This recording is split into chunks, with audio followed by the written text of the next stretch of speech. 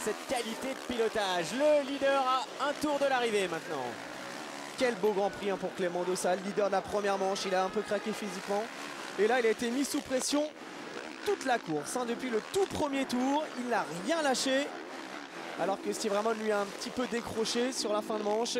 Il est toujours 4e, Steve Ramon. Xavier Bock est 5e. Il était un petit peu plus loin, 11 secondes de Ramon tout de même, Xavier. Xavier qui termine 2e de la première manche, 5e de la deuxième et qui ne va pas monter sur le podium.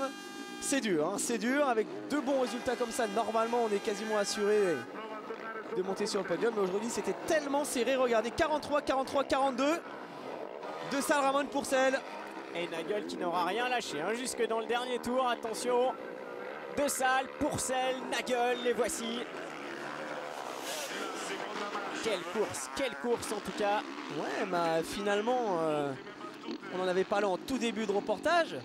En cas de blessure de Christophe Pourcel, remplacer un Pourcel par un Pourcel, ça peut être une solution pour Olivier Robert. Quel casse-tête pour Olivier Robert entre les bonnes perfs de Paulin. Le retour en grande forme vraiment aujourd'hui de Sébastien Pourcel. On voit la motivation là, on l'a vraiment senti. Ça fait plaisir. Alors on notera les autres performances des Français.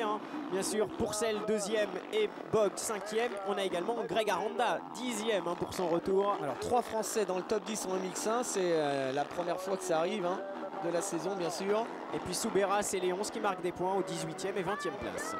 Allez, le dernier tour de l'année en championnat du monde de motocross. Toutes catégories confondues là c'est sûr. C'est dans cette catégorie MX1 avec Clément Dessal qui est en tête.